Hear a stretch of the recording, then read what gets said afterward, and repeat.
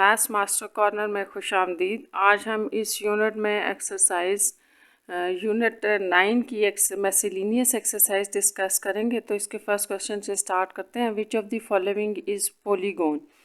तो आपने बताना है कि इनमें से जो ऑप्शंस आपको दी गई हैं सर्कल, पिरामिड, क्वाड्रिलेटरल और स्फीयर, तो हमने ये बताना है कि इनमें से पॉलीगॉन कौन सा है। तो ये क्वाड्रिलेटरल आपके पास पॉलीगॉन होता है, क्योंकि अगर आपको डेफिनेशन याद हो पॉलीगॉन की, तो पॉलीगॉन की डेफिनेशन देखें, वहाँ से आपको समझ आ जाएगा। बल्कि ये 210 पेज है, मैं आपको दिखाती हूँ। पॉलीगॉन की डेफिनेशन में ये होता है, polygon is a two dimensional, एक तो टू डायमेंशनल कन्वेक्स फिगर होती है that has finite number of sides, जिसकी फाइनाइट नंबर ऑफ साइड्स होती हैं।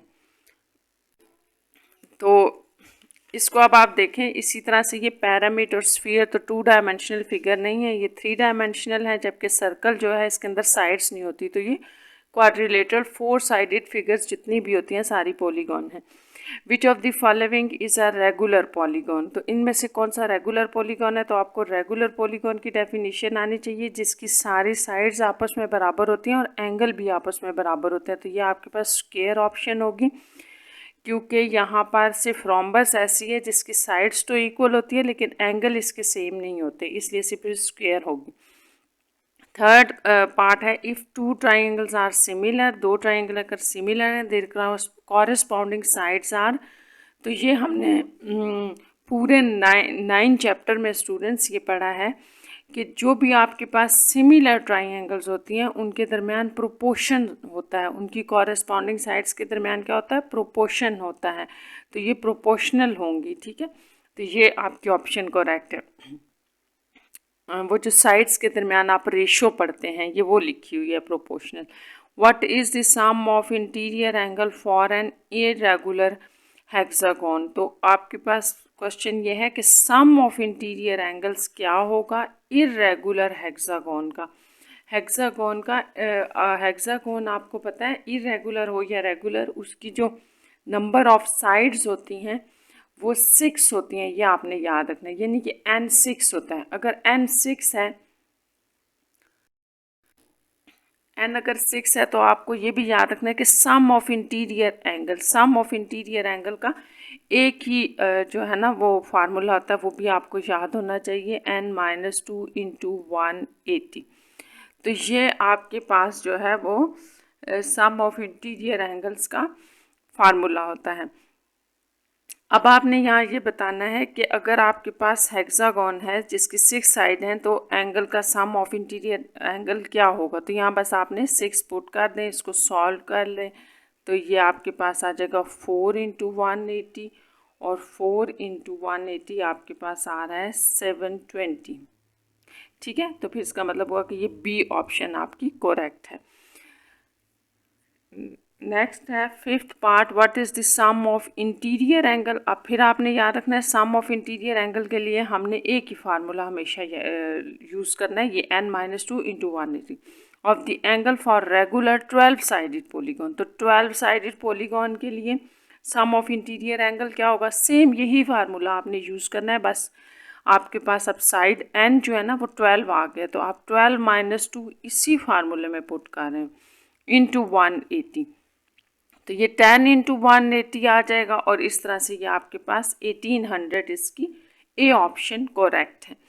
How many sides are regular polygon has if it exterior angle is 15। तो अब आपसे ये कहा गया कि हाउ मैनी साइड्स, यानी कि n फाइंड आउट करें एक रेगुलर पॉलीगॉन का, has if it's exterior angle. अब एक्सटीरियर एंगल आपको 15 दिया है, तो अगर आपको याद है कि एक्सटीरियर एंगल का क्या फार्मूला होता है, तो हम इसको बड़ी आसानी से सॉल्व कर लेते हैं। ये क्वेश्चन है आपका पार्ट नंबर 6 पार्ट था, ठीक है, क्वेश्चन नंबर 1 का।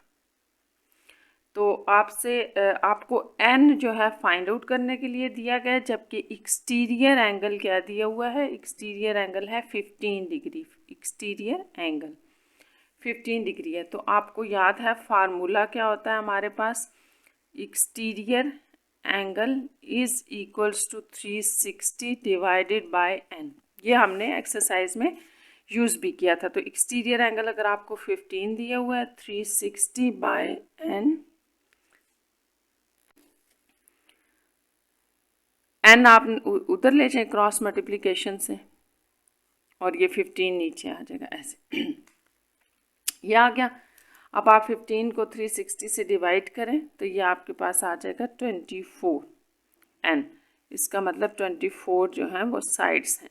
तो ये हम देख लेते हैं यहाँ पर आपकी कौन सी ऑप्शन थी, 24 सी ऑप्शन है, ये करेक्ट है। नेक्स्ट है in the figure A B, ये पूरी लेंथ आपको स्टूडेंट्स 21 सेंटीमीटर दी गई है एंड पी, ये एक लाइन के अंदर पॉइंट है पी जो डिवाइड कर रहा है ए बी को इन रेशियो 3:4। तो ये आपने याद रखना है कि 3:4 रेशियो कैसे है। पहले 3 है ना, तो ये ए वाली साइड से ए वाली साइड से ये 3 रेशियो बनेगी, ये 4। एक तो आपने ये याद रखना है। What is the length of A P आपने लेंथ फाइंड आउट करनी है, जबकि ये रेशियो आपको दी हुई है। तो हम इसको सॉल्व करते हैं और फिर देखते हैं कि इसमें कौन सी ऑप्शन थी। तो सबसे पहले तो आपने ये याद रखना है कि अगर मैं इसको रेशियो में लिख रही हूँ ना, पहले आप इसको ज़रा देख लें, इस लाइन को मैं रेशियो में कैसे लिखूँगी। ए बी, पूरी लाइन ए बी और ए पी लिखूँगी, ठीक है। तो ये आप इसको ऐसे करें, ये 7 पार्ट है,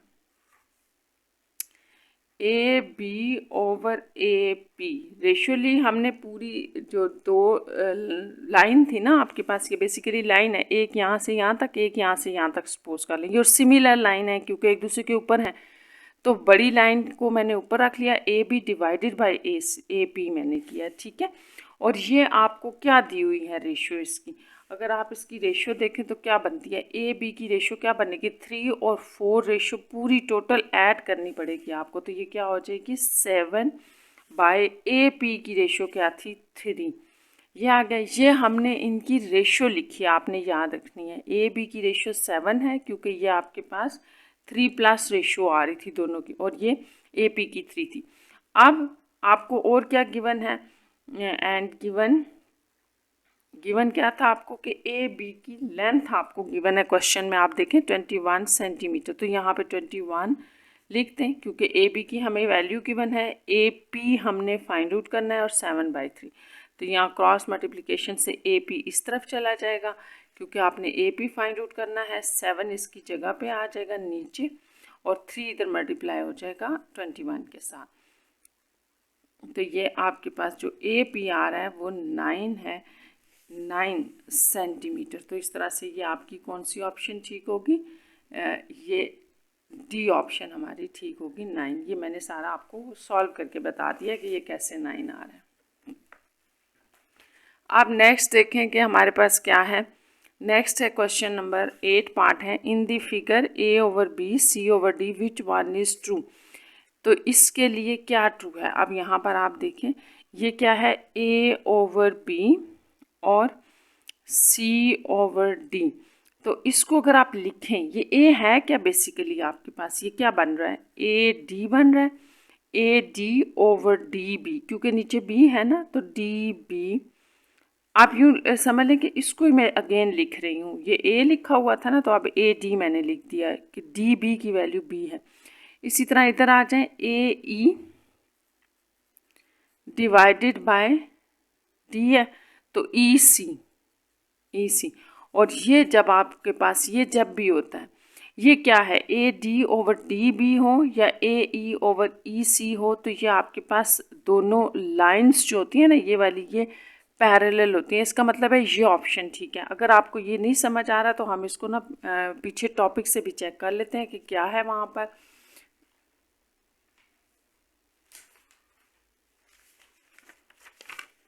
ये यहाँ स्टूडेंट पेज नंबर पे देखें 195 पे, 195 में ना ये चीज़ दी हुई है यहाँ पर कि जब भी आपके पास ये डी ई पैरेलल होगी बी सी के, जब भी आपके पास डी ई पैरेलल होगी बी सी के, यहाँ पर बताया हुआ, तो आपके पास ये दोनों ऑप्शंस होती हैं। दोनों अब क्या हैं, एक तो ये देखें A D divided by D B होगा, दूसरा ए ई डिवाइडेड बाय ई सी, एक तो ये हो जाएगा, और दूसरा ये जो आपने साइड्स के दरम्यान, ये अब क्या है, ये आपके पास साइड्स तीनों दोनों ट्राइंगल्स, यहाँ एक जो बड़ी ट्राइंगल बन रही है और एक ये छोटी, इन दोनों ट्राइंगल्स की सारी साइड्स की आपस में कॉरेस्पॉन्डिंग है, या आप यूँ कह सकते हैं कि इनकी रेशो दी हुई है सिमिलर ट्राइंगल्स की। तो ये भी हम यूज़ करते आए हैं पीछे क्वेश्चंस में। तो ये आपको होपफुली समझ आ गया होगा कि कहाँ जब भी आपको ये दिया होगा तो इसका मतलब है कि ये दोनों पैरेलल थी। नेक्स्ट इसका पार्ट देखते हैं। In the figure if x is equal to y, अगर x y के इक्वल है then the value of b, तो ये b आपने फाइंड आउट करनी है। तो सबसे पहले आप क्वेश्चन अंडरस्टैंड कर लें कि हमसे क्या पूछा गया है, फिर हम इसको सॉल्व करते हैं। या ये जो आपको x y दिए गए हैं ना स्टूडेंट्स, ये दोनों एंगल हैं, ये दोनों एंगल सेम हैं। इसी तरह ये एंगल भी सेम है क्योंकि ये आपको 90 रिप्रेजेंट कर रहा है कि ये 90 है, ये 90 सेम है। अगर ये भी सेम है, ये भी सेम है, तो ये भी ऑफ कोर्स सेम होंगे क्योंकि 180 वाला अगर आप रूल लगाएंगे ना, sum of interior angle is equal to 180, तो ये भी सेम आ जाएंगे। इसका मतलब ये हुआ तीनों एंगल अगर इस ट्राइंगल के इस ट्राइंगल के तीनों एंगल्स के इक्वल हैं, तो इसका मतलब है कि ये दोनों ट्राइंगल्स आपके पास सिमिलर हैं।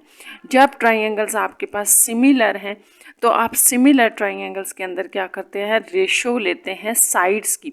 तो जैसे मुझे बी निकालना है ना, तो मैं यहीं से स्टार्ट करती हूँ। बी ओवर इस ट्राइंगल का मैंने, आप ये समझ लें कि हाइपोटेन्यूज लिया है। 90 के सामने वाली साइड को आप हाइपोटेन्यूज कहते हो ना, तो बी लिया हाइपोटेन्यूज, तो इस ट्राइंगल का भी हाइपोटेन्यूज का मैंने रेशो लेना है। तो ये ए आ जाएगा इज इक्वल्स टू, ये दोनों हो गए। ठीक है, अब आप यहाँ से क्या कर लें कि ये सी और डी का ले लें, क्योंकि दूसरी साइड तो आपके पास यही दो गिवन है ना, ये सेंटर वाली साइड आपके पास गिवन नज़र नहीं आ रही, वैसे भी ये कॉमन है। तो आप सी और डी ले लें। सी और डी का अब आप कैसे लेंगे, अगर आपने इस ट्राइंगल की पहले एक साइड ऊपर रखी है तो इसी की दूसरी भी ऊपर आएगी, यानी कि डी ओवर सी। और ये आपको पता है हम सिमिलर ट्राइंगल्स के अंदर उनकी साइड्स की रेशो लेते हैं दोनों ट्राइंगल्स की। अगर आप ये लेंगे ना तो बी आपका फाइंड आउट हो जाएगा, ए वहाँ मल्टीप्लाई हो गया, ए डी ओवर सी, और ये आपकी बी ऑप्शन थी। ठीक है, अब नेक्स्ट देखते हैं 10 पार्ट में क्या है। In the figure A B C is equilateral and D is parallel to B C. ठीक है, आपको ये दिया गया D is parallel to B C, then A D E is. तो ये बताना है कि ये छोटी ट्राइंगल क्या है, राइट ट्राइंगल है, स्केलिन ट्राइंगल है, आइसोसेलेस है, या इक्विलेटरल है। जबकि यहाँ पर आपने एक बात और याद रखें कि जो बड़ी ट्रायंगल है ना आपके पास, ये बड़ी ए बी सी वाली, ये आपको इक्विलेटरल दी गई है। तो आपने याद रखना है कि जब भी बड़ी ट्रायंगल इक्विलेटरल हो और इसकी ये दोनों साइड्स आपस में पैरेलल हों, तो जो सिमिलर छोटी ट्रायंगल होती हैं वो भी इक्विलेटरल होती हैं। और ये हमने पीछे एक्सरसाइजेज में क्वेश्चंस भी इसके प्रूफ किए हुए हैं, तो ये आपने यहाँ से याद रखना है। नेक्स्ट देखें 11 पार्ट है। In the figure G H is parallel to E F. फिर देखें यहाँ पे जी एच और ई एफ आपको दो पैरेलल साइड्स दी गई हैं। Then ratio of A ratio B, तो ए रेशो बी आपसे पूछा गया है। तो आप फिर स्टूडेंट्स उसी पेज पे आ जाएं 195 पे, जहाँ मैंने आपको बताया था कि जब भी आपके पास ना ये ट्राइंगल ये पैरेलल होती हैं, दो साइड्स पैरेलल होती हैं, तो इनके दरमियान, और सिमिलर ट्राइंगल हैं तो इनके दरमियान ये रेशो मैंने आपको भी बताई थी। ये तो हमने ऊपर यूज़ की, अब यहाँ ये यूज़ होगी। इसमें क्या है कि वो जो दो ट्राइंगल आपस में सिमिलर है ना, ये जैसे छोटी वाली है, आप इसको बेशक लिख लें A D E is similar to A B C. तो ये दोनों जब सिमिलर है ना, तो इनकी तीनों साइड्स के आपस में हम रेशो ले लेंगे, वो इक्वल होगी। तो A D ratio A B होगी, इसी तरह D E ratio B C होगी। तो इसका मतलब है कि जो डी ई और बी सी के दरमियान रेशो है वो आप साइड्स वालों के इक्वल ले सकते हैं। अगर आपको ये समझ आ गया तो हम यहाँ से कर लेते हैं। अगर ए रेशो बी के इक्वल आ रहा है तो आप इस तरफ वाली रेशो ले लें बेशक इक्वल, या इस तरफ वाली ले लें, ये आप पे डिपेंड करता है। लेकिन हम आप ऑप्शंस चेक करेंगे कि हमें क्या दिए हैं। देखें, एक दिया है D G ratio D E, तो इसका मतलब है कि ये करेक्ट है, ये पहली रेशो करेक्ट है, D G over D H. ये तो हमने एक ही ट्राइंगल की दो ले ली, ये नहीं हो सकती। इसी तरह ये भी नहीं होगी, डी जी ओवर ई जी, ये भी नहीं हो सकती क्योंकि हम तीनों साइड्स की रेशियो ले रहे हैं, पैरेलल नहीं बता रहे, तो फिर अब ये ऑप्शन नहीं होगी। डी ई आपके पास है और ई एफ तो ये भी नहीं हो सकती। एक बड़ी ट्रायंगल की ये साइड, फिर ये ले लिए, तो फिर सिर्फ ये ऑप्शन होगी। नेक्स्ट है आपके पास 12 part, what is the sum of all the exterior angle of 13 sided polygon. ये आपको एन दिया गया है, whose one interior angle is equal to X degree. तो यहाँ पर आपको एक साइड्स दी गई हैं, एक पॉलीगॉन की कि 13 है और उसका एक इंटीरियर एंगल दिया गया और आपसे सम ऑफ एक्सटीरियर एंगल पूछा जा रहा है, सम ऑफ एक्सटीरियर एंगल। तो ये आपने हमेशा स्टूडेंट्स याद रखना है कि कोई भी पॉलीगॉन हो उसके sum of all the exterior angle हमेशा 360 होते हैं, चाहे अंदर वाले जो मर्जी हों, बाहर वाले जिस मर्जी डिवीजन के साथ हों, लेकिन सम ऑफ ऑल एक्सटीरियर एंगल हमेशा 360 ही होता है। तो फिर ये ऑप्शन सही होगी। अच्छा, इसका हम नेक्स्ट पार्ट कर लेते हैं। Which polygon has both in interior and exterior angle the same. ऐसा कौन सा पॉलीगॉन है आपके पास जिसके एक्सटीरियर और इंटीरियर एंगल जो होते हैं वो सेम होते हैं। तो ये आपके पास स्क्वायर की ऑप्शन होगी। ये मैं आपको समझा देती हूँ क्यों होती है, क्योंकि स्क्वायर में जो सारे एंगल होते हैं ना, ये स्टूडेंट्स इंटीरियर ये 90 के होते हैं। जब ये 90 के हैं तो एक्सटीरियर एंगल जो होगा ना, अगर मैं इस साइड का ले रही हूँ ना, तो ये भी रिमेनिंग फिर 90 रह जाएगा ना, क्योंकि आप कहते हो एक्सटीरियर प्लस इंटीरियर, आप कहते हो exterior plus interior is equal to 180। जब सारे इंटीरियर 90 के हैं तो एक्सटीरियर भी 90 के होंगे। तो इस तरह से अंदर और बाहर वाले सारे एंगल इसमें सेम होते हैं। The formation or expression of an opinion or theory without sufficient evidence for proof is known as। तो ये आपको स्टूडेंट्स इसकी डेफिनेशन पढ़नी पड़ेगी, नहीं तो अदरवाइज़ मैंने आपको 9.1 में ये सारा बड़ी डिटेल से एग्जांपल लेके बताया हुआ है कि ये कैसे पता चलता है। तो ये आप वहाँ से देख लें। The formation and expression of an opinion और थेरी विदाउट सफिशेंट एविडेंस। तो ये आपके पास कंजक्चर होता है जिसमें आपको क्या, आपने इसकी डेफिनेशन पढ़ी थी, ये यहाँ पेज नंबर 190 पे इसकी डेफिनेशन लिखी हुई है कि a statement that is believe to be true but its truth has not been proved is called. ठीक है, इसके ट्रूथ को ना, इसका ट्रूथ प्रूफ नहीं हुआ होगा। जैसे ये हमने पढ़ा था कि अगर ये सीक्वेंस चल रहा है तो इसके आगे 20 आएगा। तो इस तरह से ये आपके पास कंजेक्चर होगी। A mathematical statement that is proved true based on already accepted statement is called। ये आपके पास थ्योरम होता है। इसकी भी आप डेफिनेशन अब खुद पढ़ें, क्योंकि मैंने 9.1 में मैं रिपीट कर रही हूँ, मैंने बड़ी डिटेल में ये सारी चीज़ें बताई हुई हैं। A mathematical statement that is assumed to be true without proof is called। बगैर किसी प्रूफ के आपके पास जो मैथमेटिकल स्टेटमेंट होती है, ट्रू होती है, उसको हम एक्सियम्स कहते हैं। ठीक है, जैसे आप कहते हैं ना 2 + 2 = 4, तो ये आपके पास ट्रू है, इसको कोई प्रूफ करने की ज़रूरत नहीं है, ये ट्रू है, मैथमेटिकल स्टेटमेंट है जो कि ट्रू है।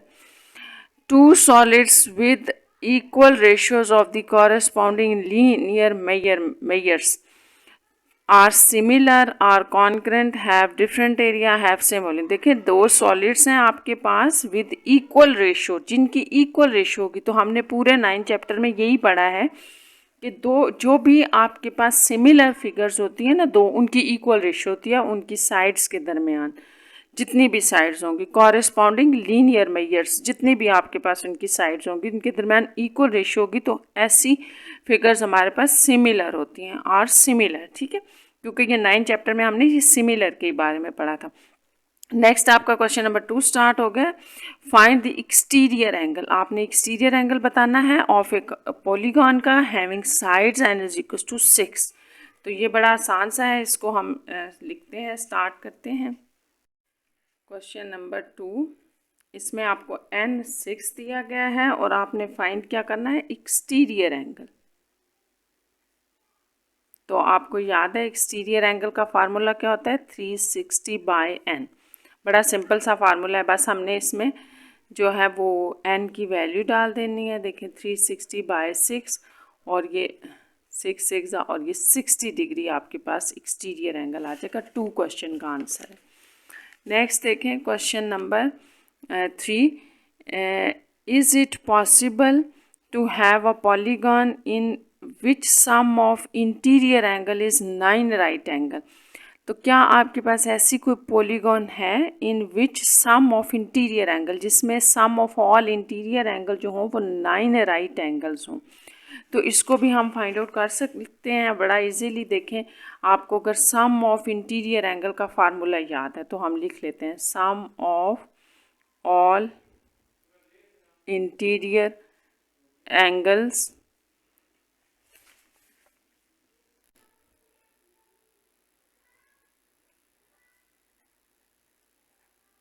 Of a polygon. तो ये आपके पास क्या फार्मूला था, n-2 इंटू 180। ये आपने याद रखना है, sum of all interior angle का ये फार्मूला है। अब आपको जो इंटीरियर एंगल दिए हुए हैं 9, अगर कोई ऐसी पॉलीगॉन हो जिसके 9 राइट एंगल हो यानी 90 हो, तो आपके पास क्या है फिर सम ऑफ एंगल्स क्या होंगे उसके 9 इंटू 90। ठीक है, क्योंकि हमें ये कहा गया कि एक ऐसा पॉलीगॉन आपके पास एग्जिस्ट करता है जिसके 90 एंगल हैं और वो 9 साइडेड पॉलीगॉन है। देखो 9 साइडेड, अगर उसकी 9 साइड्स हैं ना तो हर साइड 90 एंगल बना रही है। तो ये आपके पास तो फिर उसके sum of all interior angle क्या होंगे, हम 90 इंटू 9 कर देंगे तो ये आपके पास 81 0 आ जाएगा n-2। अब हम देख लेते हैं कि ऐसा कौन सा पॉलीगॉन है जिसके 9 अंदर 90 एंगल्स हैं और उसकी साइड्स क्या होंगी, नंबर ऑफ साइड्स क्या होंगी। तो ये यहाँ पे 180 मल्टीप्लाई हो रहा है स्टूडेंट्स, तो ये यहाँ पे आके डिवाइड हो जाएगा।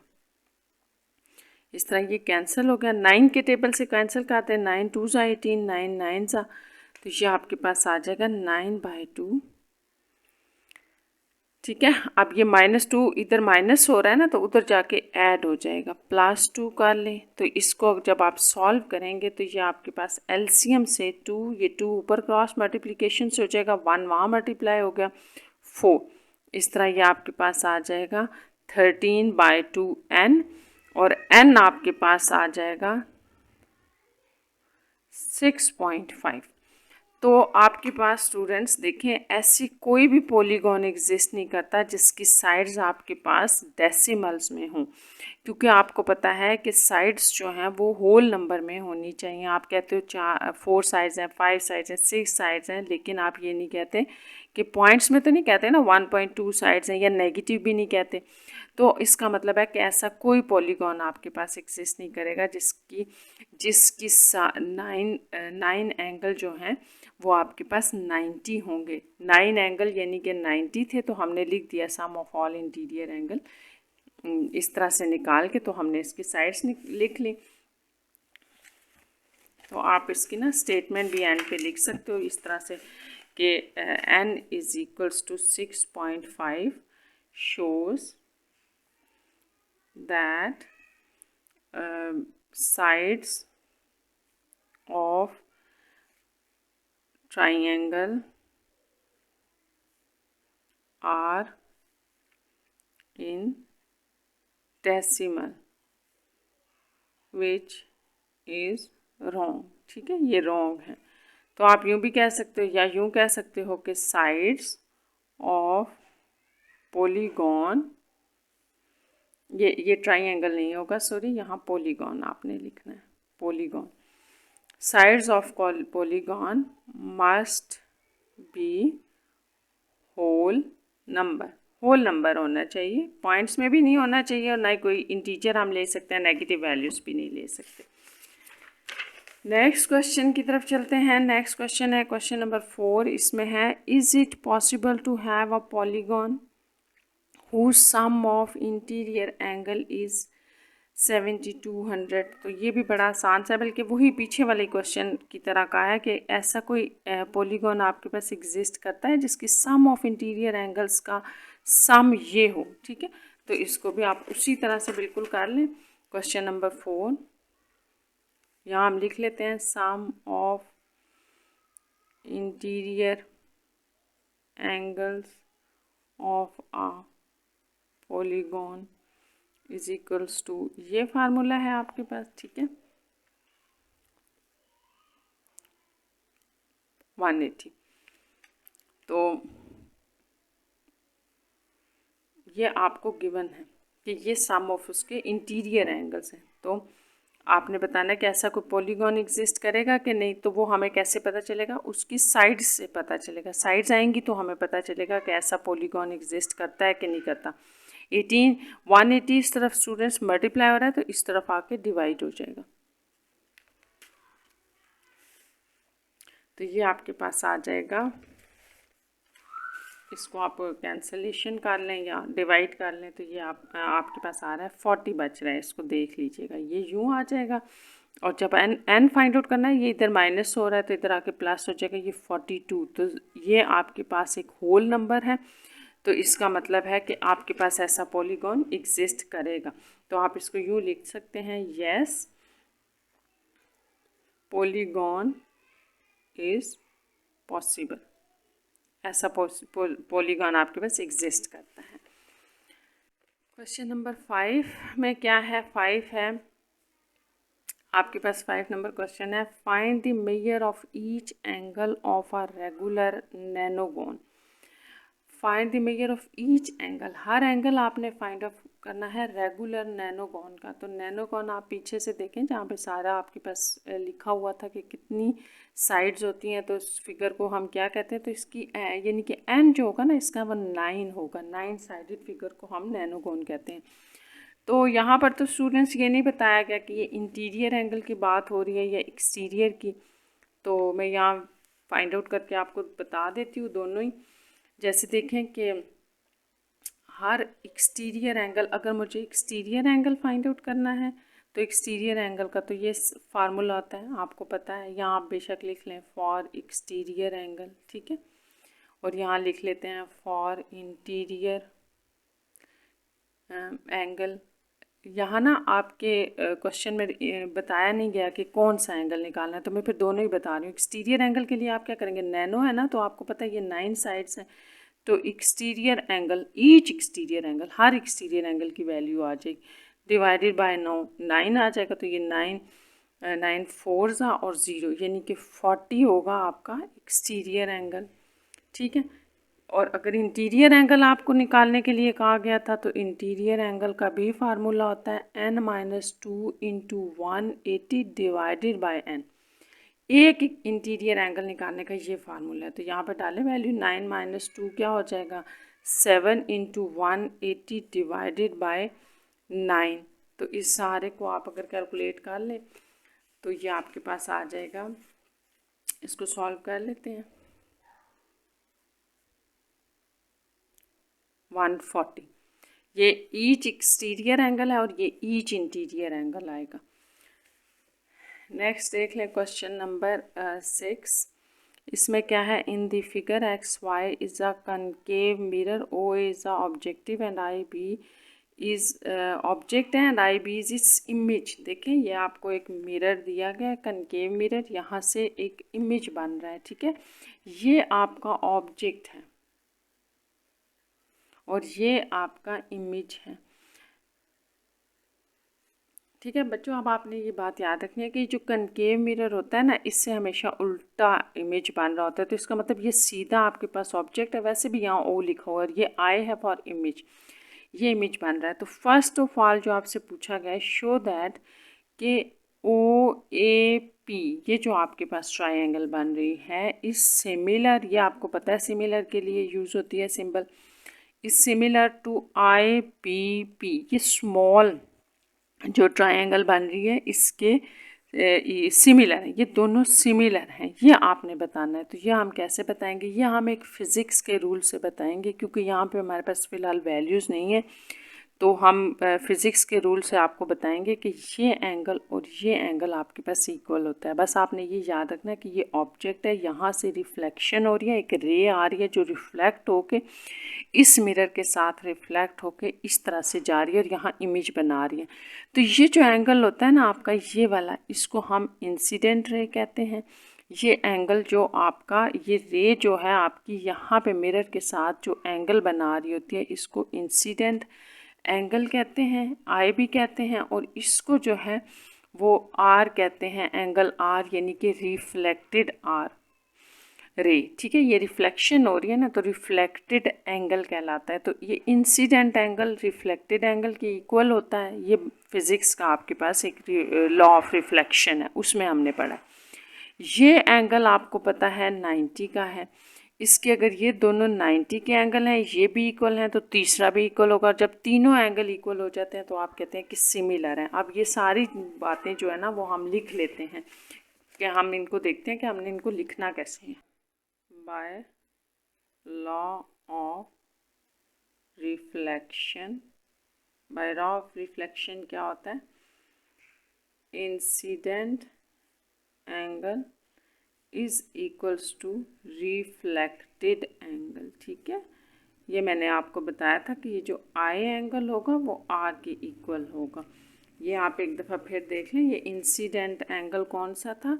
जो ऑब्जेक्ट से आने वाली रे है ना, ऑब्जेक्ट से आने वाली रे वो मिरर के साथ जो एंगल बना रही है वो इंसिडेंट है आई, और ये आर, ये फिज़िक्स का रूल है, बस आपने ये याद रखना है। ये आई और आर इक्वल हैं, और 90 वाले एंगल को भी हम लिख लेते हैं। ऑल्सो आपके पास in triangle A O P and triangle P I B, यहाँ पर आपके पास जो एंगल ओ है, एंगल ओ है वो एंगल आई के इक्वल है, क्योंकि ये दोनों जो हैं वो 90 डिग्री के इक्वल हैं। इसको आप इस तरह से लिख लें। अब ये एंगल इक्वल हो गए, ये भी आपस में इक्वल हो गए, तो जो रिमेनिंग 2 एंगल रह गए हैं ना वो भी आपके पास ट्रायंगल में इक्वल होंगे, क्योंकि आपको पता है sum of 3 angle of a triangle equal to 180 होते हैं। जब ये भी इक्वल हैं, ये भी इक्वल हैं, तो वो दोनों भी आपस में जो 2 रह गए हैं वो इक्वल होंगे। तो आप इसको यूँ लिख सकते हैं कि 1 and 2, यहाँ लिख लें bye 1 and 2 also in both triangles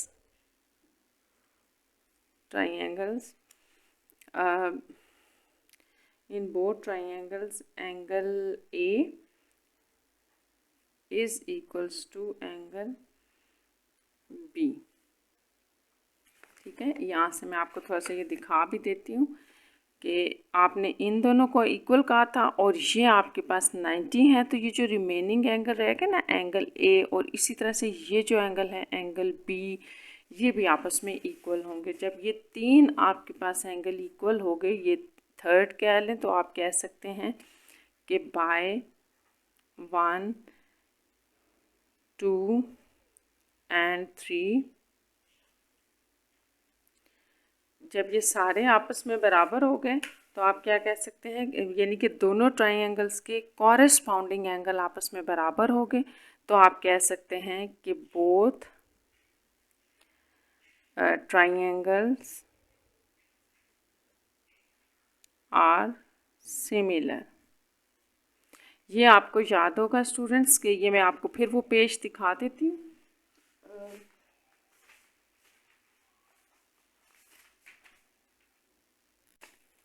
यहाँ पर आपको ये बात याद होगी कि जब भी आपके पास एंगल जो है ना, जैसे बी और डी आपस में इक्वल हैं, सी और ई इक्वल हैं, और इसी तरह से ये जो आपके पास लास्ट एंगल है ना ए तो दोनों ट्रायंगल्स का सेम है। जब तीनों एंगल आपस में इक्वल होते हैं तो ये ट्रायंगल आपके पास सिमिलर होती हैं दोनों। तो इसलिए हमने यहाँ पे ये प्रूव किया कि जब तीनों एंगल दोनों ट्रायंगल्स के कॉरेस्पॉन्डिंग एंगल्स आपस में इक्वल हैं, जो कि हमने इसमें ये कॉरेस्पॉन्डिंग एंगल्स शो किए हैं ना, इसमें तो कॉरेस्पॉन्डिंग एंगल दोनों ट्रायंगल्स के इक्वल हैं। तो इसका मतलब हुआ कि ये दोनों ट्राइंगल्स सिमिलर हैं। तो ये हमने प्रूव कर दिया। क्या प्रूव कर दिया कि जो ट्राइंगल है आपके पास OAP is similar to triangle IBP। ये तो आपके पास क्वेश्चन नंबर 1 का जो है ना वो फर्स्ट पार्ट हमने किया था। अब हम इसके सेकेंड पार्ट की तरफ चलते हैं। तो सेकेंड में क्या है, find the height of the object if IB आपको हाइट ऑफ द ऑब्जेक्ट बताना है, यानी कि OA बताना है आपको। तो OA आपके पास क्या होगा, आपने यहाँ OA बताना है।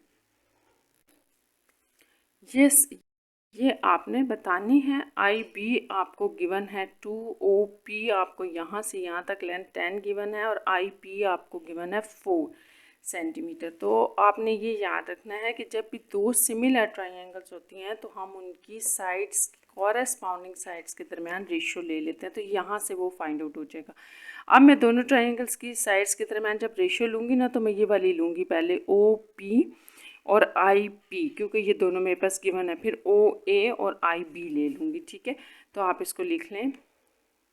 सबसे पहले हम यही लिखेंगे कि ट्राइंगल OAP इज सिमिलर है ट्राइंगल IBP के।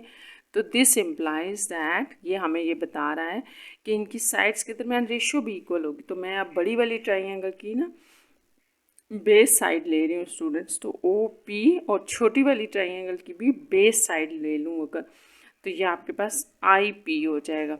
अच्छा, अब मैं जो बड़ी वाली ट्राइंगल है उसका ऑब्जेक्ट ले रही हूँ OA, और जो छोटी ट्राइंगल है उसमें इमेज ले रही हूँ IB। तो आपको गिवन क्या था, आपको गिवन है OP 10 है, IP आपके पास 4 है, IB आपके पास 2 है। ये सारा आपको क्वेश्चन में गिवन है। तो यहाँ सब्स्टिट्यूशन कर लेते हैं। OP आपके पास 10, IP 4, OA आपने फाइंड आउट करना है क्योंकि ये ऑब्जेक्ट की हाइट है। और I जो है आपके पास IB, ये IB था, ये BI, ये आपके पास 2 है। तो यहाँ से क्रॉस मल्टीप्लिकेशन करें, OA आपके पास आ जाएगा। यहाँ इसको ले जाए 10 × 2/4।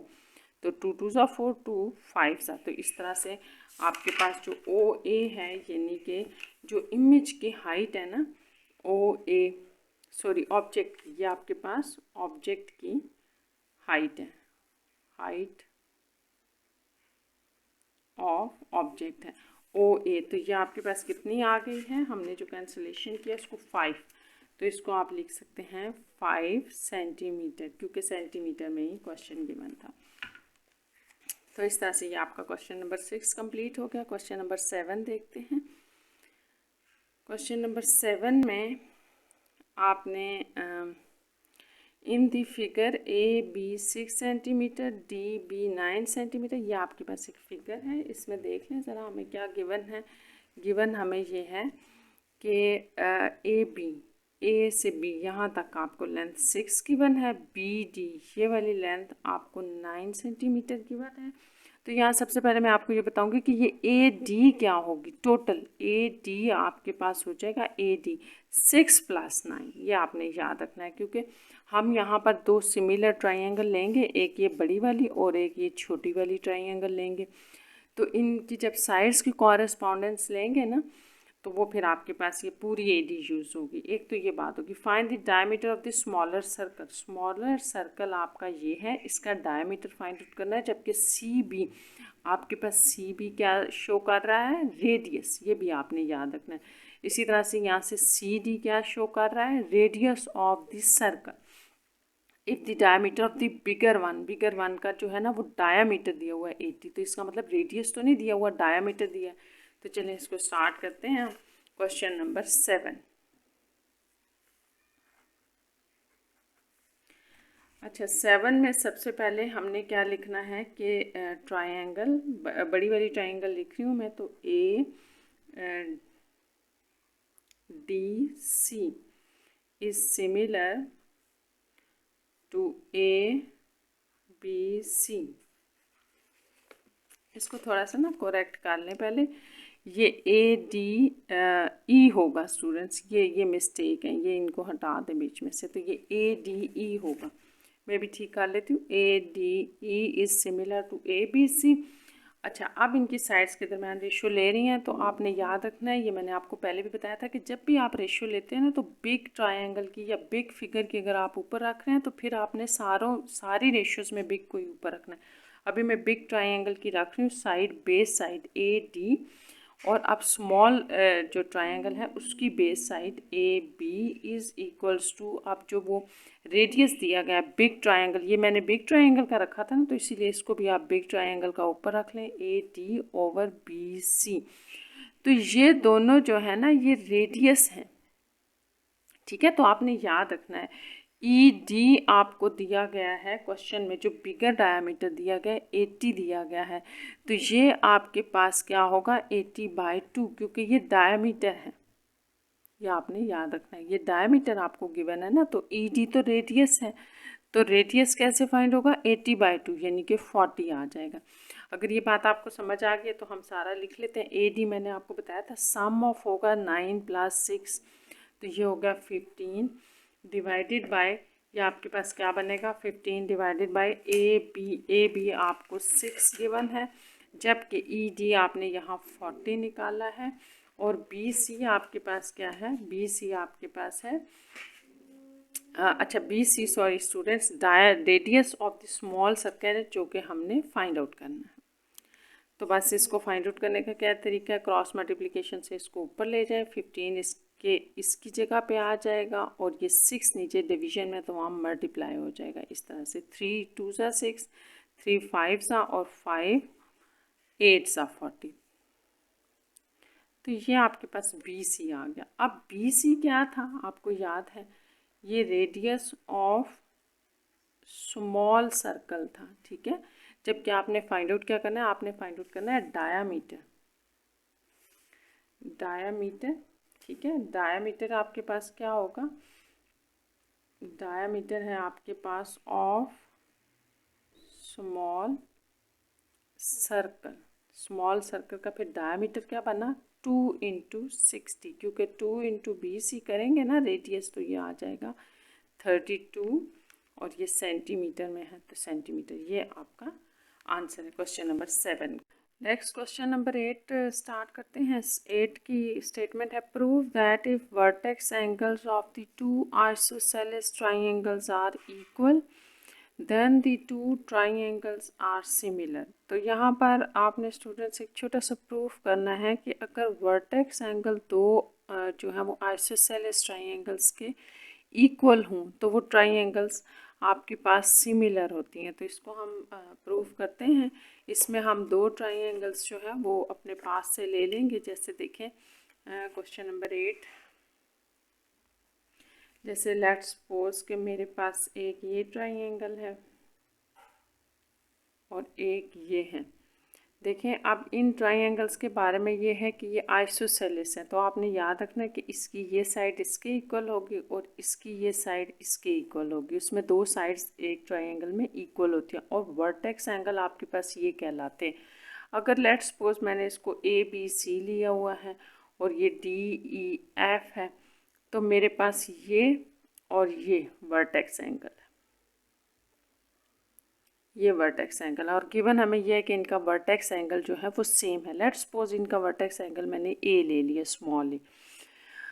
अब यहाँ पर हमने इनको लिखना है। देखें ये इनका बेस एंगल है इस ट्राइंगल का, और इसी तरह यहाँ पर भी बेस ट्राइंगल है। तो मैं एक ट्राइंगल अगर कंसीडर करूँ आइसोसेलेस ट्राइंगल, तो देखें मैं किस तरह से इसका बेस एंगल फाइंड आउट करती हूँ। तो यहाँ पे मेरा जो टारगेट है ना वो ये है कि मैंने बेस एंगल फाइंड आउट करना है इनका। तो लेट्स सपोज कि ये बी इनका बेस एंगल है ना। देखें जब आपके पास एक आइसोसेलेस ट्राइंगल होती है तो ये आपने स्टूडेंट्स याद रखना है, बेस एंगल जो नीचे होते हैं ये दोनों सेम होते हैं, इसलिए मैंने ये बी ले लिया दोनों का। तो इसको पहले लिख लेते हैं हम कि सबसे पहले तो हम लिखते हैं in isosceles triangle A B C, इस ट्राइंगल के अंदर आपके पास वर्टेक्स एंगल जो है वो ए है और बेस एंगल हमने लेट किया हुआ है बी। तो अब आपको ये भी पता है यहाँ पर एक और चीज़ आप लिख लें कि जो एंगल सी है वो इक्वल है एंगल एफ के, और ये दोनों जो है ना वो आपके पास ए के इक्वल है यहाँ से, इन दोनों ट्राइंगल से।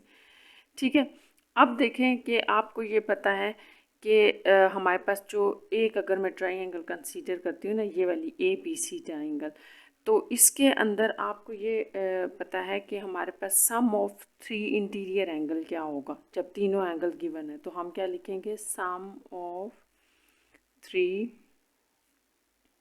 इंटीरियर एंगल्स, ये आपके पास क्या होते हैं, 180 के इक्वल होते हैं। ठीक है, तो ये सम ऑफ थ्री इंटीरियर एंगल्स में आपके पास ये आ जाएगा ए प्लस बी, क्योंकि ये अंदर वाले तीन हमारे पास यही बन रहे हैं अकॉर्डिंग टू फिगर में देखें ए बी ये हमने लिख दिया इक्वल टू, ये हमारे पास किसके इक्वल है, 180 के। तो मैंने आपसे ये कहा था कि हमारा यहाँ इस क्वेश्चन में अभी ये टारगेट है कि हम बेस एंगल फाइंड आउट करने जा रहे हैं। तो बी का बेस एंगल का मतलब है कि बी फाइंड आउट करना है, तो मैं इसको यूँ लिख सकती हूँ 2b इज इक्वस टू 180 और 2b, अब ये यहाँ ऐड हो रहा है तो उधर जाके दूसरी तरफ जाके ये सब्ट्रैक्ट हो जाएगा।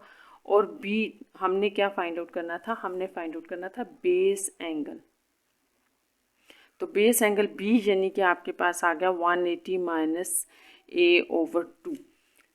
तो यहाँ से आपने ये स्टूडेंट्स देखना है कि ये आपका बेस एंगल है ट्राइंगल ए बी सी का, और यही बेस एंगल यहाँ पर भी बनेगा दूसरी ट्राइंगल का भी। वो इस तरह से कि अगर मैं इसका कोई सी एंगल लेट सपोज ले लें, सेम एंगल है सी, तो इसको आप थोड़ा सा इस तरह से लिख लें कि अगर हमारे पास जो है वो सी एंगल है, लेट सी बी दी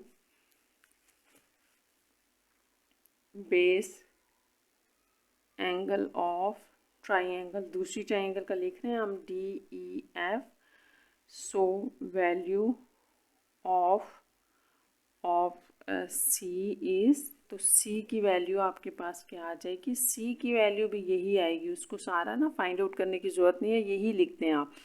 ये कैसे आएगी देखें, यहाँ पर भी आपने उसी तरह से इसको सपोज करना है ना कि अगर ए है तो sum of three angles of a triangle equal to 180 होगा, तो आप क्या लिखेंगे, A plus 2c is equal to 180, और फिर इसी तरह से 180 माइनस से डिवाइडेड बाय 2 आ जाएगा, और इस तरह आपका सी फाइंड आउट हो जाएगा। तो बस आप इसको इस तरह बेशक लिख दें, ये आ गया, ये बेस एंगल आ गया आपके पास DEF का आ गया। ठीक है, तो ये हमारे पास सेम आ गया। अब हम इसको यूँ लिख लेते हैं, जैसे इसकी एक स्टेटमेंट बना लेते हैं कि थोड़ा सा आप यहाँ से समझ लें, फिर मैं आखिरी इसकी स्टेटमेंट लिख देती हूँ। अब देखें, वर्टेक्स एंगल इनका सेम था, ये हमें गिवन था। ठीक है, ये जो वर्टेक्स एंगल है ना सेम, ये हमें क्या था, ये गिवन है, ये इनका वर्टेक्स एंगल सेम है, और इनके बेस एंगल भी आपने सेम कर लिए। और आपने यही सिमिलर ट्राइंगल्स के अंदर पढ़ा था कि कॉरेस्पॉन्डिंग एंगल्स उनके सेम होते हैं। जैसे ये एंगल इसके इक्वल हो गया,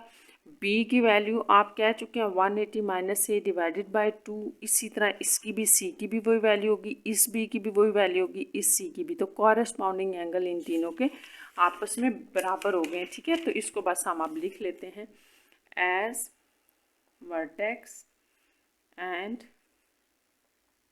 base angle of both triangles are same, so triangles are similar। बस इसको हमने ये बताना था कि जैसे कि हमारे पास वर्टेक्स और बेस एंगल दोनों ट्राइंगल्स के आपस में सेम हो गए, तो इस तरह से ये ट्राइंगल्स आपके पास सिमिलर हो गई हैं। अब हम नेक्स्ट चलते हैं, नेक्स्ट क्वेश्चन नंबर 9 की तरफ चलते हैं। 9 देखते हैं क्या है। तो ये क्वेश्चन नंबर 9 देखें, इसमें क्या स्टेटमेंट है आपके पास। क्वेश्चन नंबर 9 में है, find the length of BC and DE in the figure. ये फिगर आपको दी हुई है, आपने क्या फाइंड आउट करना है, BC यानी कि ये आपने फाइंड आउट करनी है लेंथ, और दूसरा आपने फाइंड आउट करना है DE, तो ये फाइंड आउट करना है। तो ये जो BC लेंथ है ना स्टूडेंट्स, ये आपको दी हुई है x+2, इसका मतलब मुझे x फाइंड आउट करना है। x मेरे पास आ जाए किसी तरह से तो मैं यहाँ डाल दूँगी, इसको पुट कर देंगे। इसी तरह DE जो आपके पास लाइन है वो 2x है, तो x ही चाहिए। तो ये आपके पास दो सिमिलर ट्राइंगल्स हैं, ये छोटी वाली ट्राइंगल हो जाएगी और फिर ये बड़ी, और दोनों सिमिलर ट्राइंगल्स की हम यहाँ पर साइड्स की कॉरेस्पॉन्डेंस ले लेंगे, रेशियो ले लेंगे इक्वल, और इस तरह से हमारे पास x आ जाएगा। तो क्वेश्चन नंबर 9, अब हमारे पास हमने यहाँ पर सबसे पहले उसी तरह से लिखना है, triangle ABC is similar to ADE।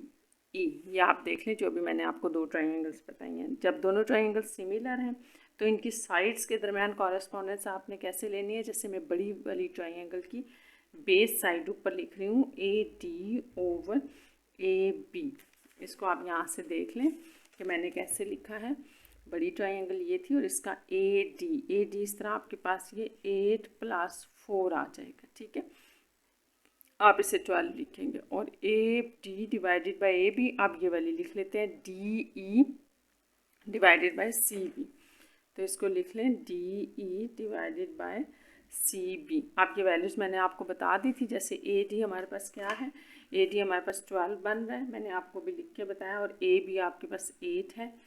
DE जो है वो आपके पास 2x है, जबकि CB आपके पास x + 2 है। अगर आपको ये कॉरेस्पॉन्डेंस साइड्स की समझ आ गई है, रेशियो इनकी इक्वल होती है, ये समझ आ गया, तो यहाँ से बहुत आसान है फाइंड आउट करना। तो आप इसे क्रॉस मल्टीप्लिकेशन करें, ये इधर आ जाएगा 12 × x + 2 और इधर 2x × 8, तो ये आ जाएगा 16x, और ये 12x + 24। तो ये उस तरफ ले जाएं क्योंकि ये वैल्यू छोटी है, तो ये आपके पास आ जाएगा 16x - 12x, क्योंकि ये इधर प्लस हो रहा था तो उस तरफ जाके ये माइनस हो जाएगा। अब आपके पास यहाँ पर रह गया 4x और ये 24, इस तरह से ये आपके पास आ जाएगा x 24/4, क्योंकि ये 4 जो है वो इधर आके 24 के नीचे डिवाइड में आ जाएगा, क्योंकि यहाँ मल्टीप्लाई हो रहा है। तो ये x 4 6 होता है, तो इसका मतलब x आपके पास 6 आ गई। ये आपने वैल्यू फाइंड आउट कर ली। तो जो आपने फाइंड आउट करना था वो क्या था, आपने फाइंड आउट करना था DE। तो DE या ED जो भी है, आपने क्या फाइंड आउट करना है इसको, ये था 2x था, तो 2x की वैल्यू डाल दें, ये आपके पास आ जाएगा 12 सेंटीमीटर, ठीक है। अब नेक्स्ट जो आपने दूसरी वैल्यू फाइंड आउट करनी है वो BC थी। तो BC आपके पास किसके इक्वल है, ये आप देख लें फिगर से, तो ये x + 2 था, तो ये x आपके पास कितना था 6, यहाँ 6 लिख लें, 6 + 2, तो ये आ जाएगा 8 सेंटीमीटर। तो इस तरह से ये आपका क्वेश्चन नंबर 9 कंप्लीट हो गया। क्वेश्चन नंबर 10 देखिए, इसमें क्या है, triangle SQT and PQR are similar. ये दो ट्राइंगल्स आपको सिमिलर दी गई हैं। फाइंड द रेशियो आपने फाइंड आउट करनी है triangle SQT to the triangle PQR। तो ये आपके पास एक छोटी ट्राइंगल है, ये बड़ी ट्राइंगल है, तो रेशियो इस तरह से फाइंड आउट करनी है। इनके एरियाज़ के दरमियान स्टूडेंट्स हमने फाइंड आउट करनी है, तो हम इसको लेट कर लेंगे, ये A1 है तो ये A2, तो आपने फिर फाइंड आउट क्या करना है A1/A2, और साइड्स आपको ये भी गिवन है, ये भी, तो ये अप टू यू है कि आप जो मर्ज़ी साइड की रेशियो का स्क्वायर ले लें, क्योंकि एरिया में हम स्क्वायर लेते हैं। तो इसको स्टार्ट करते हैं क्वेश्चन नंबर 10 को। तो इसमें हमने सबसे पहले लेट कर लिया, let triangle SQT is similar. So ये लेट नहीं करना, ये आपको गिवन है, similar to the triangle PQR, ठीक है। तो लेट हमने ये करना है, let A1 be the area of, ये एरिया है किस ट्राइंगल का, ट्राइंगल SQT का लिखा हमने, और A2 B the area of triangle PQR। तो ठीक है, एज वी नो, ये आसान सही है, वी नो दैट। अब आपको पता है जब भी आप एरिया के दरमियान रेशियो लेते हैं तो वो दो साइड्स के रेशियो के स्क्वायर के इक्वल होता है। तो ये क्या होगा आपके पास QT डिवाइडेड बाय QR का स्क्वायर। तो इसको एक दफ़ा फिर यहाँ से क्वेश्चन से देख लें। देखें हमने A1/A2 क्यों किया है, क्योंकि यहाँ हमें गिवन था कि SQT का एरिया टू दी ट्राइंगल लेना है A2, तो यहाँ पे 2/A1 नहीं करेंगे, वो गलत हो जाएगा। दूसरा मैंने इनकी रेशियो ली है, अगर आप इनकी ले लेंगे तो भी सेम है। तो क्यू टी तो आपके पास 2 है, लेकिन क्यू आर क्या होगा, 4 + 2 6 होगा। तो ये आपने ख्याल रखना है। इसका क्यू टी मैंने आपको बताया 2 है, जबकि क्यू आर टोटल जो लेंथ है वो 6 बन रही है, और होल स्क्वायर A1/A2। अब ये यहाँ से तो बड़ा आसान हो गया, इसको कैंसिल करते हैं। 1/3 का स्क्वायर A1/A2। तो आपने A1/A2 जो फाइंड आउट करना था वो 1/9 आ रहा है, और इसको आप लिख सकते हैं 1/9। ये बेसिकली इसका आंसर है। Next question number 11। इसमें देखें क्या है। The following parameters are similar and larger pyramid has a surface area. तो ये लार्जर पैरामिड का सरफेस एरिया आपको दिया गया है। What is the surface area of the smaller pyramid. तो सबसे पहले तो उसी तरह से कि आपने लेट करना है इनके एरिया। जैसे इसका एरिया A1 ले लेती हूँ मैं, इसका A2 ले लेती हूँ। तो फिर हमारे पास जो है हमने इसकी लेंथ्स हमें दी हुई है, उनकी रेशो का स्क्वायर ले लेंगे। ठीक है, ये जो भी हमने क्वेश्चन किया ना, क्वेश्चन नंबर 10, ये बिल्कुल उसी तरह का क्वेश्चन है। जैसे क्वेश्चन नंबर 11 हम लिख रहे हैं कि let A1 be the area of larger pyramid. ठीक है, और इसी तरह जो A2 है, be the area of smaller pyramid. ठीक है, अब हमें पता है, इसको हम इसी तरह से लिख लेते हैं कि एज वी नो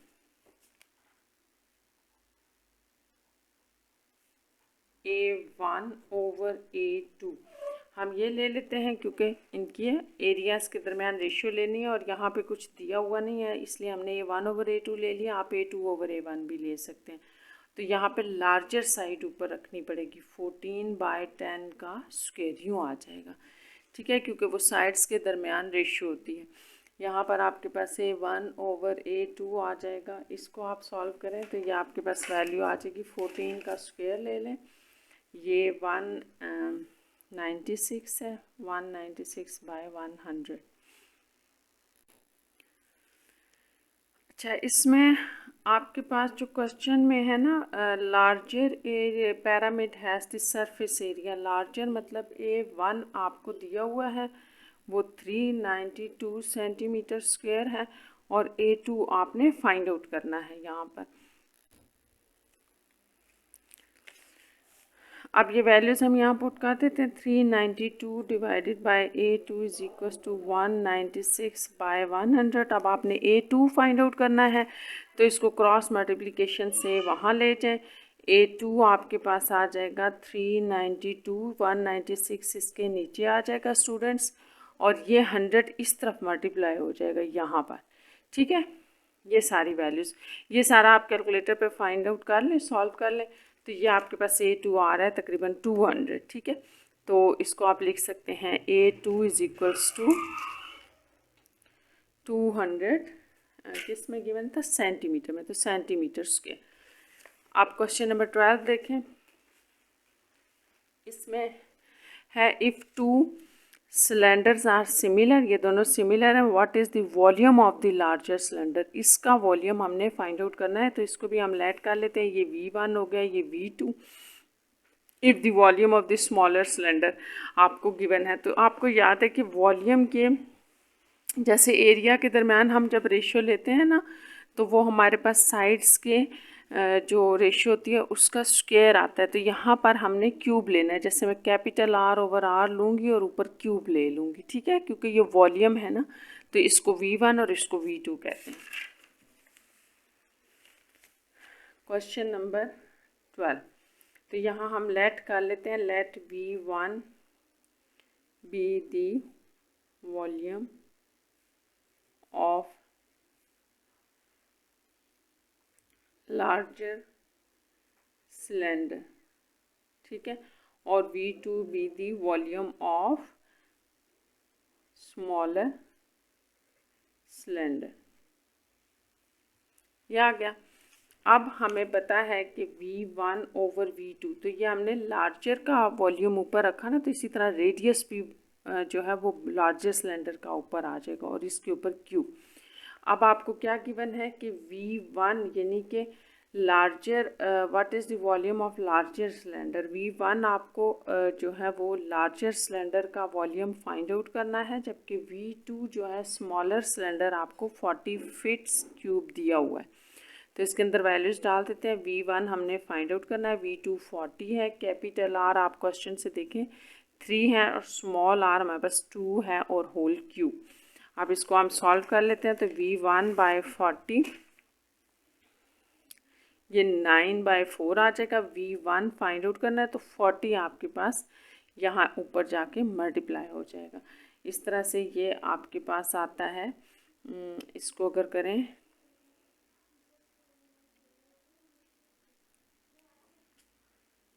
ये आपके पास सॉरी ये क्यूब था ना, हमने यहाँ पे थोड़ी सी मिस्टेक की है स्टूडेंट्स, इसको दोबारा लिख लें। ये 27/8 आ रहा था, क्यूब था, मैंने स्क्वायर ले लिया है, मिस्टेक होगी थोड़ी सी, ये यूँ कर लें।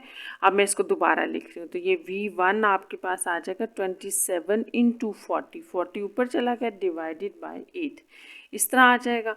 और ये 8 5 सा होता है और 27 × 5 करेंगे आप तो ये ऑलमोस्ट 135 फीट्स क्यूब आ जाएगा। तो ये आपका आंसर है, क्योंकि आपने यही लार्जर सिलेंडर का वॉल्यूम फाइंड आउट करना था। तो नेक्स्ट क्वेश्चन हम देखते हैं। नेक्स्ट है आपके पास 13 के 2 पार्ट्स दिए हुए हैं। इसमें आपसे कहा गया the following pair of the solids are similar, ये सिमिलर है। Find the surface area of the red solid. तो रेड का हमने दोनों में फाइंड आउट करना है, क्या सरफेस एरिया फाइंड आउट करना है। तो यहाँ पर भी हम थोड़ा सा लेट कर लेते हैं कि इसको A1 और इसको अगर A2 कह देते हैं, और यहाँ पर भी आप उसी तरह बेशक ले लें, रेड वाले को A1 कह लें और यहाँ पर A2 कह लें। तो हमने ये जो है वो आपको ब्लू वाले का सरफेस एरिया दिया हुआ है, जबकि रेड वाले का आपने फाइंड आउट करना है। यहाँ पर भी ब्लू वाले का दिया हुआ है, रेड का फाइंड आउट करना है। और ये एरिया है तो हम जो इनकी साइड्स दी हैं ना, बस इसके रेशियो का स्क्वायर ले लेंगे। तो ये आपके पास क्वेश्चन नंबर 13। जैसे फर्स्ट पार्ट करते हैं इसका, तो लिख लें बेशक let A1 be the area of blue solid. ये आपके पास आ जाएगा, ब्लू सॉलिड का एरिया था। और A2 B the area of red solid. ठीक है, या आपके ऊपर है, A1 को बेशक रेड ले लें, A2 को ले लें, ये आ गया। अब हमने फाइंड आउट क्या करना है, एरिया के दरमियान रेशियो है, तो हम ब्लू वाले को ऊपर रख लेते हैं, जैसे A1/A2। तो अब ब्लू वाले के एरिया को अगर मैंने ऊपर रखा है तो ब्लू वाली साइड भी ऊपर आएगी, तो 4/6 कर लें इसको, और इसके ऊपर स्क्वायर, क्योंकि एरिया का तो आपको पता है स्क्वायर होता है। अब ब्लू वाले का एरिया फर्स्ट पार्ट में आपको दिया हुआ है, जैसे यहाँ मैं लिख देती हूँ, A1 आपको 336 मीटर स्क्वायर दिया है और A2 आपने फाइंड आउट करना है। तो 336 डिवाइडेड बाय A2, और इस तरह से आपके पास आ जाएगा ये 2/3 का स्क्वायर, ये आ जाएगा। यहाँ से आपने A2 फाइंड आउट करना है, तो पहले इसको हम इस तरह से लिख लेते हैं, ये 4/9 हो जाएगा। अब आपने A2 फाइंड आउट करना है, तो A2 को क्रॉस मल्टीप्लिकेशन से वहाँ ले जाएं ऊपर, और 4 इसकी जगह पे आ जाएगा ऐसे, और 9 जो है वो क्रॉस मल्टीप्लिकेशन से इस तरफ मल्टीप्लाई हो जाएगा इस तरह से। तो इसको आप कैंसिल कर लें या आप ऐड मल्टीप्लाई करके डिवाइड कर लें, तो ये आपके पास आ रहा है 756, और आप इसको कह सकते हैं कि A2 = 756 मीटर स्क्वायर। ठीक है, ये हो गया। अब नेक्स्ट इसका पार्ट करते हैं, वो भी इसी तरह से है, सेकंड पार्ट। तो इसमें भी अगर हम लेट कर लें, ये पीछे वाले ले लें बेशक कि A1 जो है ना वो हमने लिया हुआ था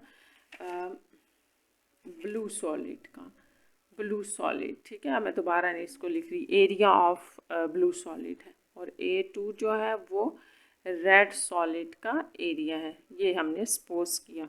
तो हमारे पास क्या आ रहा था, A1/A2, और हमारे पास यहाँ पर जो सेकंड पार्ट में साइड्स दी हुई हैं, इसमें भी आप पहले ब्लू वाली साइड को ऊपर रख लें। ये आपके पास है 20 डिवाइडेड बाय 15, डेड वाले को नीचे रख के फिर स्क्वायर ले लिया, ठीक है। तो A1 आपके पास क्या है, A1 यानी कि जो ब्लू सॉलिड का एरिया है वो आपको गिवन है, A1 is equal to 1800 inch square है, और A2 आपने फाइंड आउट करना है। तो यहाँ पर भी आप इसी तरह से ये वैल्यूज़ डाल लें।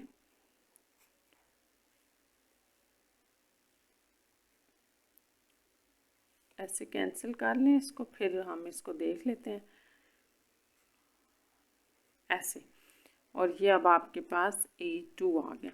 तो A2 आपके पास क्या आ जाएगा, A2 को क्रॉस मल्टीप्लिकेशन से ऊपर ले जाए, 16 इसकी पोजीशन पे आ जाएगा, ठीक है, और 9 इस तरफ मल्टीप्लाई हो जाएगा।